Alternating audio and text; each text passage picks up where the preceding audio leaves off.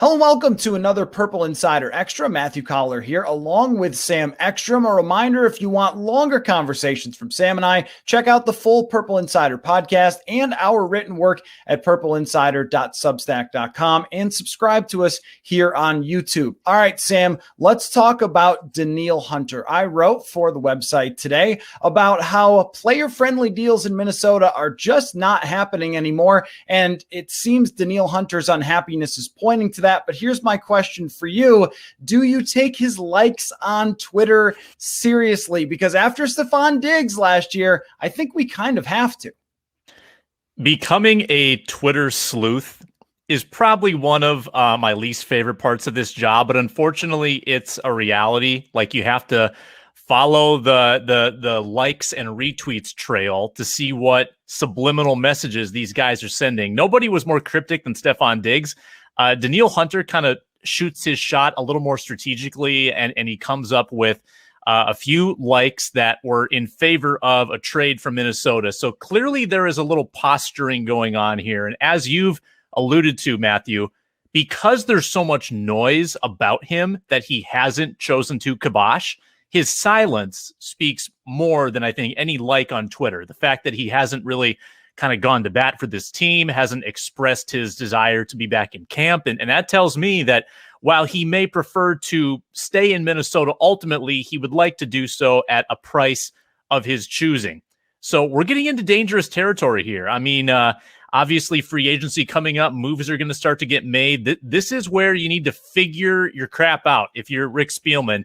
And a contract extension for Danielle Hunter is not a slight uptick. It's probably huge. It's probably upwards of $20 million per year if he wants to be paid in line with other great defensive ends. So that's a huge commitment for a team without much money. I don't know how they pull that off. If Danielle Hunter digs his feet in, there's not a lot of clean off-ramps for a disgruntled star in this league, in this era of player empowerment.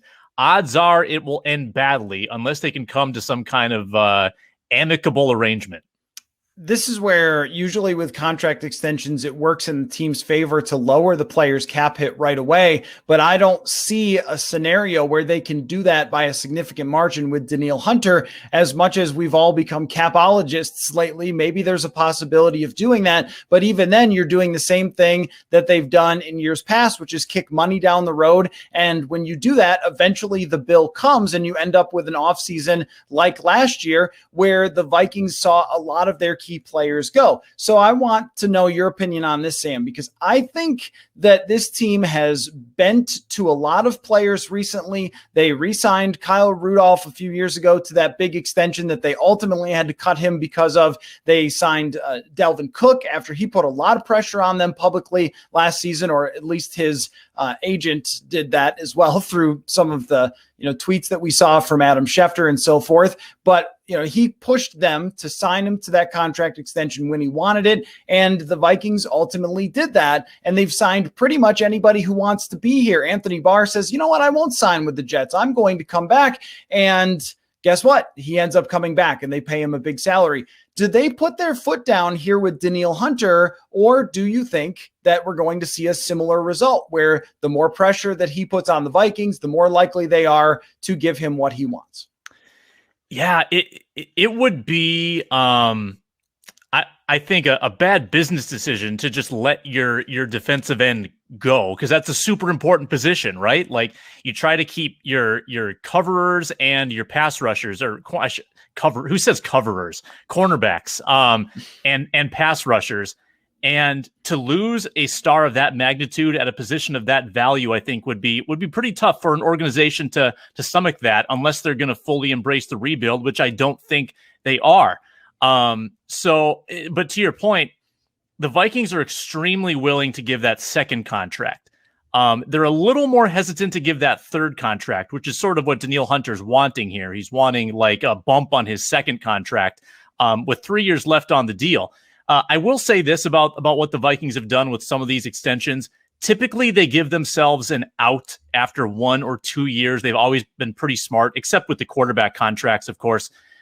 They've given themselves enough flexibility where like they were able to get rid of Kyle Rudolph without a horrible penalty. Linval Joseph, Xavier Rhodes last year had 3 years left on their deal. They still got out. I don't know if they can do that with another Danielle Hunter contract. He's going to want big guaranteed money. I think that's probably somewhat fair for him to ask considering his first few years. But again, coming off injury, that's the big holdup here is how do you handle someone like that who may not quite be the same guy he was in 2019. But you still understand from his perspective why, after an injury like this, that he would want to make sure he was protected with a contract going forward because his guarantees have run out. And so now it's just, hey, if something else happens, then you're out of luck. And from his perspective, he's been underpaid for quite some time, pretty much since the moment that he signed his original second contract after being a third-round pick. So he didn't get a lot of money right for being a draft pick. I can see why Danielle Hunter would be saying, now is the time to do something to take care of me. But from a value perspective, and this is not the perspective of Mike Zimmer or the defense or how much he would impact positively the defense, but business only, it makes a lot more sense to trade a valuable commodity like Danielle Hunter and get draft capital back when your team is trying to rebuild that entire defense than it does to pour a bunch more money into one player.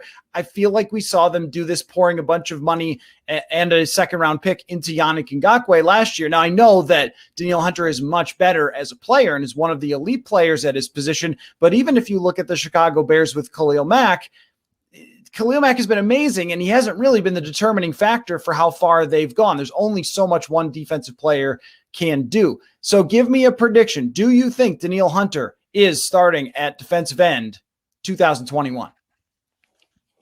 Yes, I do. Percentage, 60%.